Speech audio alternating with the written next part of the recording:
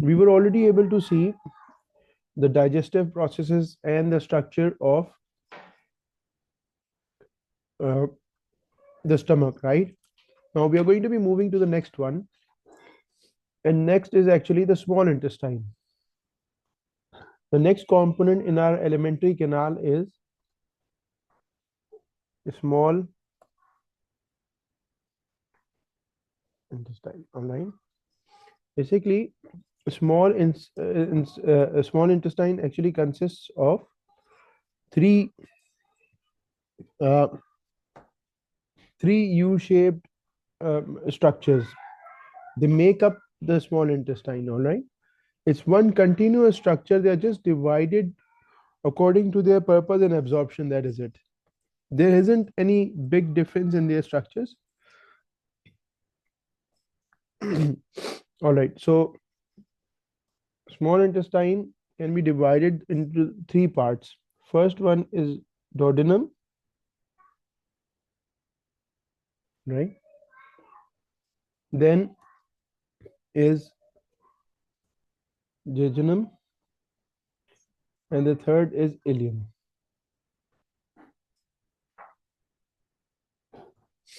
Ileum is much more coiled, much more coiled than the other two. This is almost, if you look at it, this is almost the duodenum is the shortest one, the shortest and straight, most of it least coiled. All right,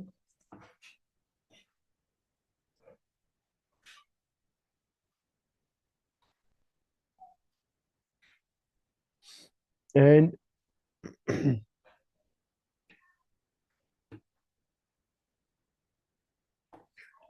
jejunum and ileum generally they are very difficult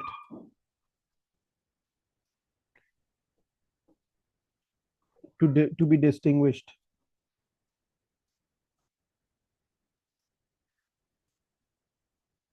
Generally in mammals, but in humans it is easily identifiable.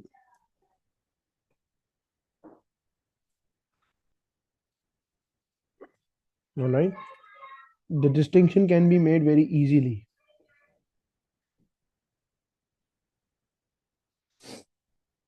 So they are not simply just hanging around or floating in the mid-air. They are actually attached to the small intestine is actually attached to a wall of the abdominal cavity. All right, and with a thin layer of mesenteries. Mesenteries.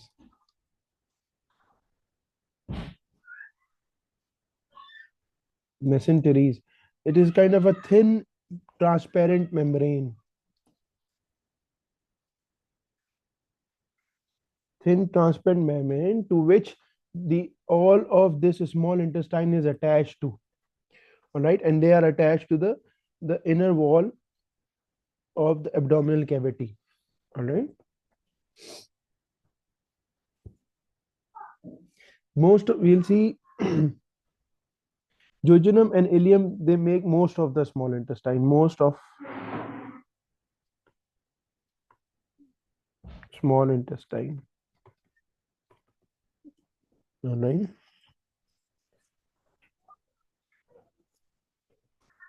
Is this clear? Are you following, writing this down? Ji.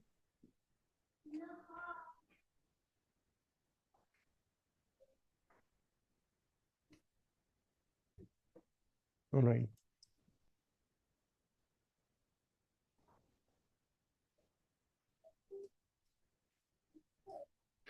This duodenum is actually the structure that is directly connected to that is coming from after that is connected to stomach.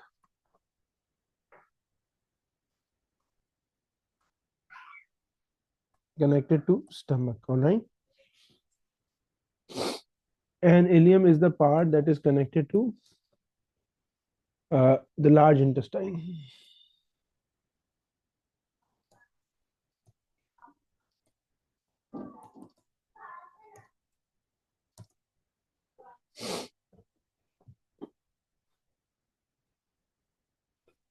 This is all about the structure that we are going to see. We know, we should know, we know all of these. The small intestines, they are coiled up. They are coiled. All right. Ileum is the most coiled, and they're all coiled up. And the total length is generally the total length is almost 6 meters long. 6 meters long if it is straightened up.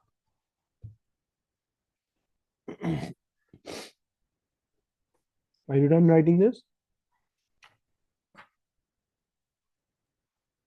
G. All right. Let's move to the next point, the digestive part, the important part.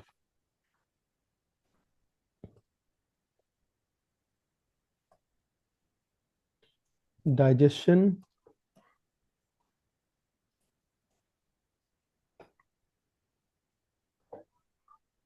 in small intestine. We are already aware that all of the alimentary canal has goblet cells. All of the alimentary canal has goblet cells. So all of the alimentary canal is producing mucus all over, all along the alimentary canal. Right? We are aware of that all of the alimentary canal. There are two important things that is common for all of the alimentary canal is the peristaltic movement and the goblet cells, the mucus producing cells. All right. Rest of the rest of the aspects like the walls, the thickness of the walls, the shape, the structure, the lumen, all of these things keep changing. So when we talk about small intestine, we know that the chyme was actually coming from chyme. What was chyme? Chyme was coming from stomach, right? It Stomach. was from stomach. It was liquefied, right? And G. it was acidic. These are the characteristics that it has. It has partially digested food particles. Some of the proteins are digested, some of the amino acids that some of the proteins are digested, some of the carbohydrates that whose digestion started in the mouth, a bit of them are digested and like that. But most of it is still undigested material. So a chyme this enters the stimulates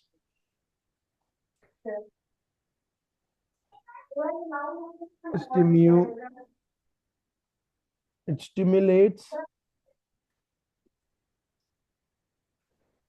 pancreatic glands or pancreas to produce pancreatic juice. Right?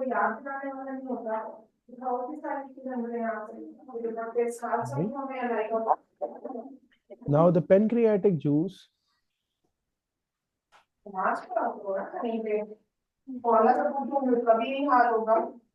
now the pancreatic juice consists of what? Contains pancreatic enzymes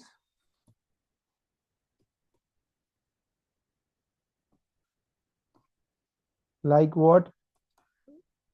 Trypsin, trypsin for proteins, right? Lipases and amylase.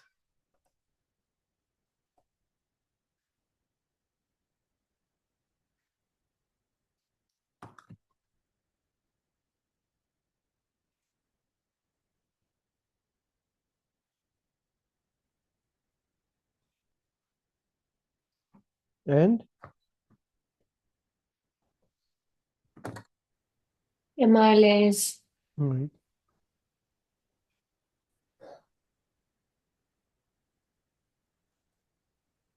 And amylase, pancreatic amylase. These are the things that are actually present. So the chyme is going to stimulate. We know the chyme is actually a very acidic.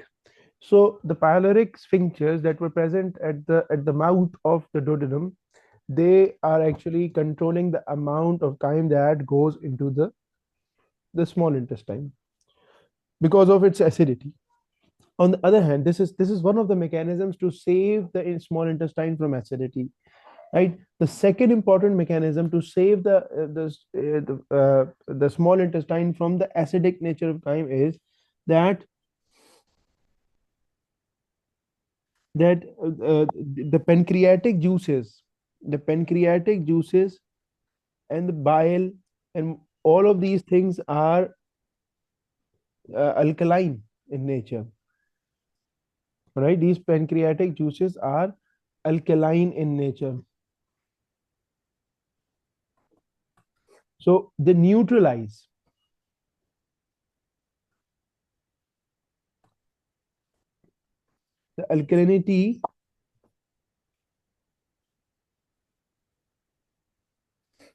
the alkalinity of pancreatic juices,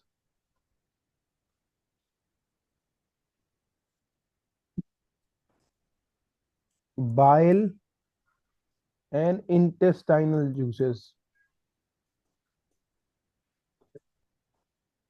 Juices make the medium neutral. All right. So it's pancreatic juices that are produced. All what else is produced with it is bile. Gallbladder is there. Gallbladder, gallbladder, which is actually a small bladder attached to what is gallbladder? Small bladder type or small bag. Okay, small. You can say it's kind of a small pouch. A small pouch that is attached to liver, liver. Pouch attached to liver, and what does it do? Stores bile, bile. And this bile is actually produced by bile is made by liver. mm, All right, is made by liver. So this gallbladder releases bile into the small intestine,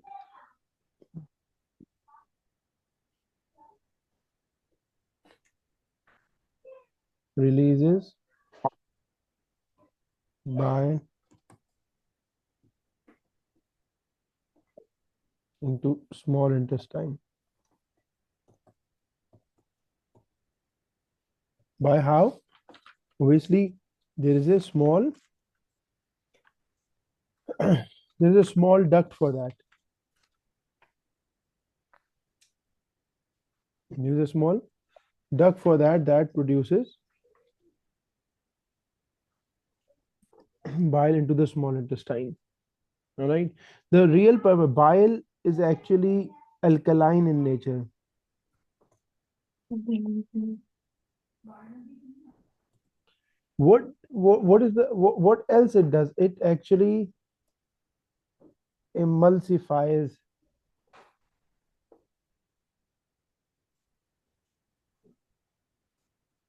fat.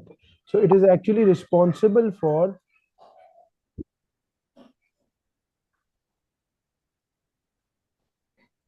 fat or lipid digestion.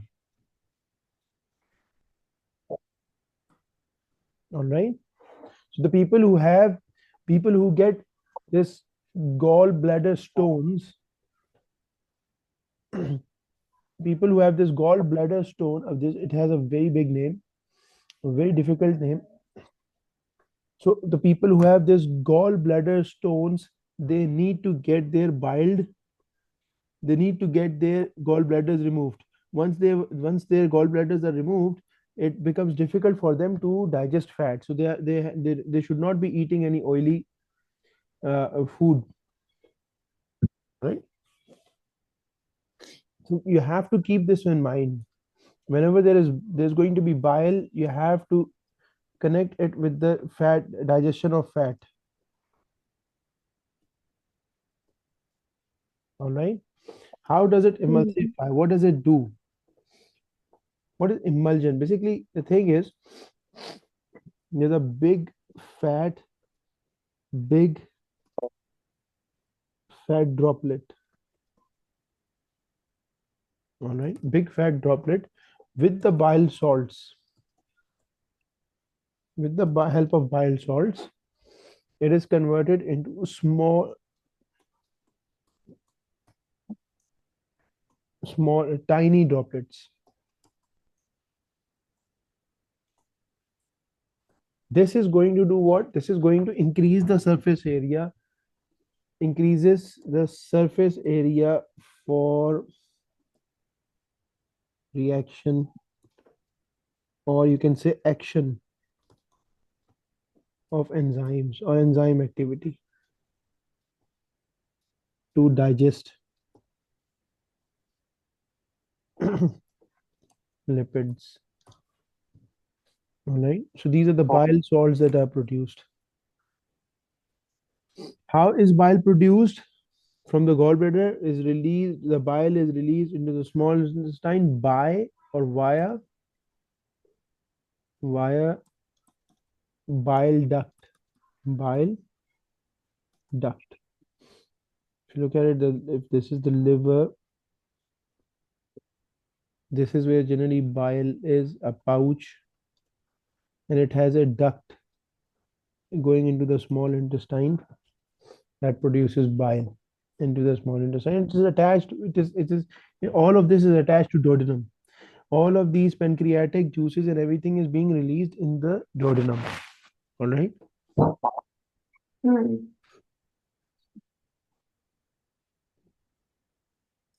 All of them.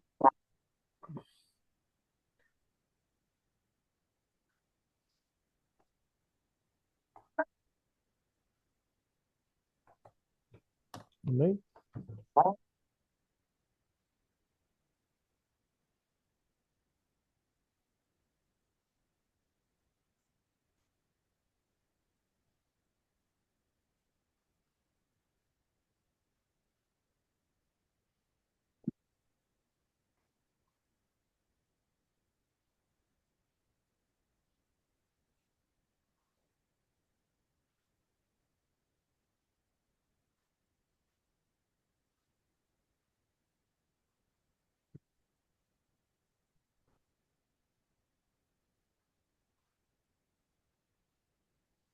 All right. Oh, yeah.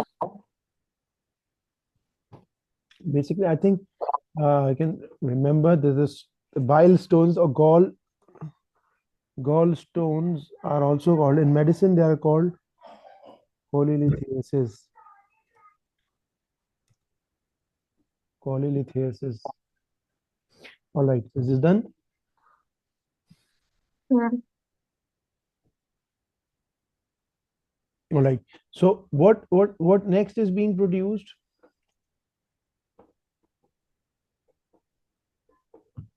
The pancreatic juices are being produced in the small intestine itself, the epithelial cells. Third one, epithelial cells, the inner lining cells in small intestine produce maltase, enzymes maltase, peptidase, and lipases. Peptidase and lipase. All right. Peptidases are the ones which are going to be breaking, you know, uh, is going to be break peptidases actually break proteins into amino acids. All right. Same as trypsin. Trypsin is also going to produce basically it breaks polypeptides, a smaller chains. Polypeptides. Basically, what is going on, we'll see when we will discuss the protein digestion, we'll look at it, inshallah. Right? Hmm.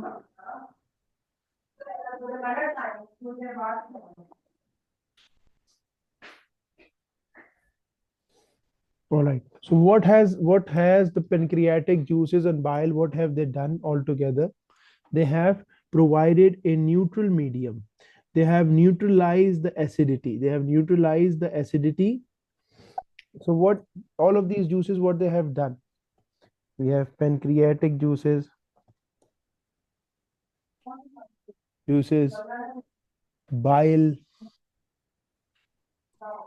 and intestinal juice.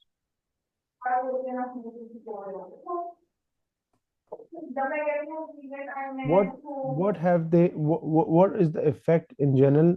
As a summary is neutralization of acidic chyme. They have neutralized acidic chyme, right? Secondly, they have provide suitable alkaline medium alkaline medium for the action of pancreatic and intestinal juices. Sorry, enzymes. I apologize. Enzymes. Right. This is what has taken place in the small intestine. Now we'll try to consider individually as well. All right. What has happened? How the carbohydrate digestion took place, because no more digestion is going to be taking place any further. It's going to be only absorption. So we'll just discuss briefly for each and every nutrient, the three important ones, how their digestion generally took place. It is kind of a summary of how their digestion has generally taken place. Okay, let's start with Hmm. carbohydrates. Can you recall carbohydrates? Their digestion started from where?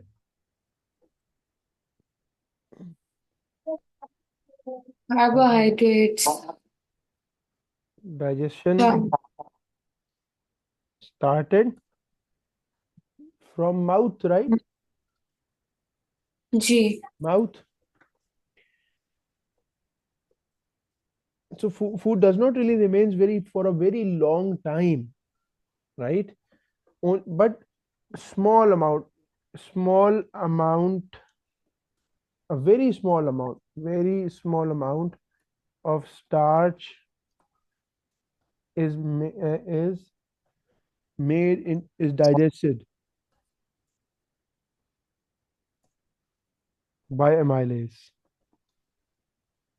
All right. From there onward, it moved ahead, and when it reached the stomach, all of the amylase was uh, denatured because of the acidity. So no digestion in so carbohydrates, no digestion in stomach,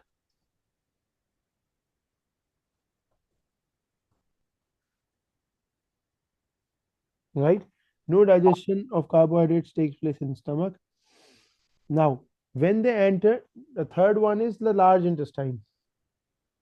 Sorry, a small intestine.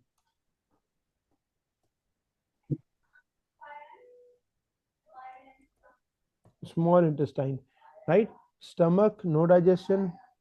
Mouth, partial digestion, not partial or very less. In small intestine is where the all most of the carbohydrates are being going to be digested, right? Starches are starch is converted into maltose by pancreatic juices, pancreatic amylase, sorry, obviously pancreatic amylase, and lactose, as we lactose is going to be converted into glucose plus galactose by lactase, which is also present in the intestinal enzymes, right? We also see sucrose being converted into glucose and fructose by sucrases that are present in the small intestine. All right, these are all this is the pancreatic, this is intestinal lactase, intestinal sucrase, all of that. And then they are going to be absorbed by, this is also converted into glucose uh, by the pancreatic amylase. All right. So the end product of carbohydrates is actually glucose, galactose, and fructose, which is going to be taken up by the bloodstream in the small intestine. All right. As far as pancreas as proteins are concerned, we talk about proteins. The protein digestion begins with, takes place in stomach. In mouth, no digestion. In esophagus, no digestion. It starts from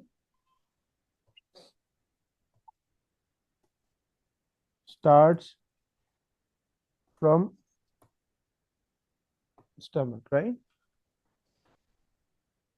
We saw there were two enzymes over there.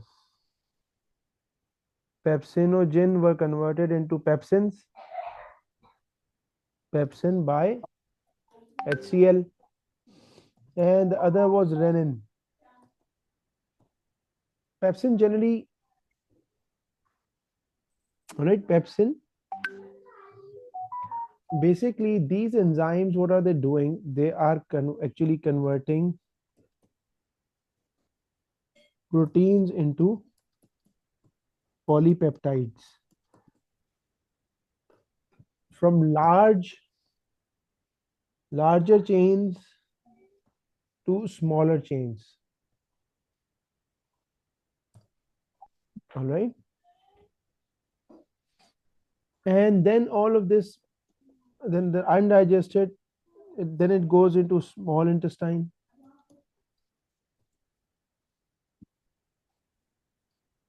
In small intestine, basically, the proteins, they undergo digestion of uh, proteins. Again, proteins are converted into polypeptides, smaller chains again, large to small, by trypsin, which is only present in small intestine. So there can be a question. The two proteases have different properties, different characteristics. They cannot work in the same condition, even though they are for the same, even though they are for the same nutrient for protein, but they work in different mediums. Trypsin cannot work in acidity. All right, trypsin works in alkalinity. So trypsin, which is also a protease, converts proteins into small polypeptides. Now all the polypeptides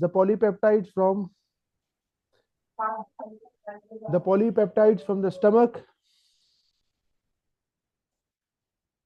right, from stomach plus a small intestine, they are converted into amino acids by the ones which we talked about, peptidases.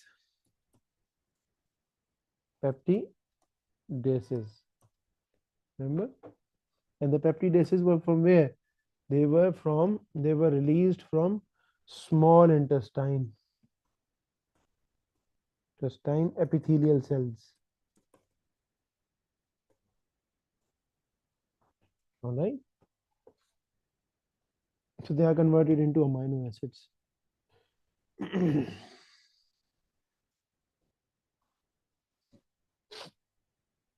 Is this clear? As far as the lipids are concerned, the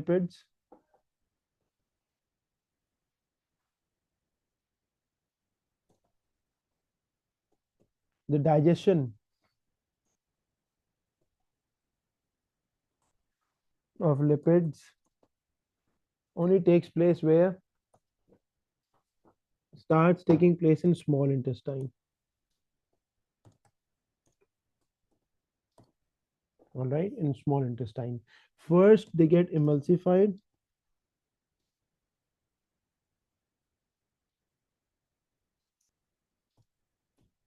by bile salts, and then number two, from the small intestine, the pancreatic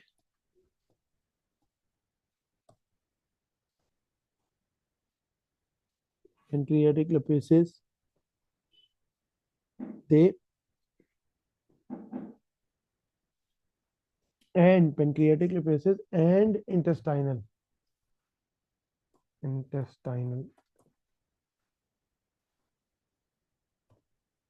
Let's break them down into,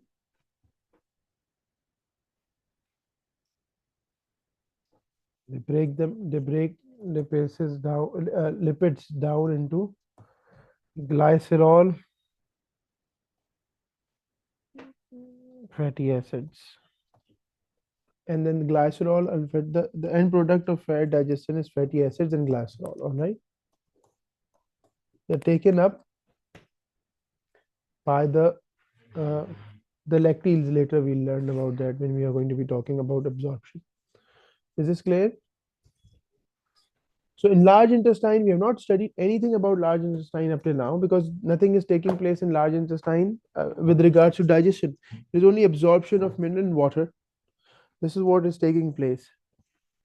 You have been able to write? Were you following?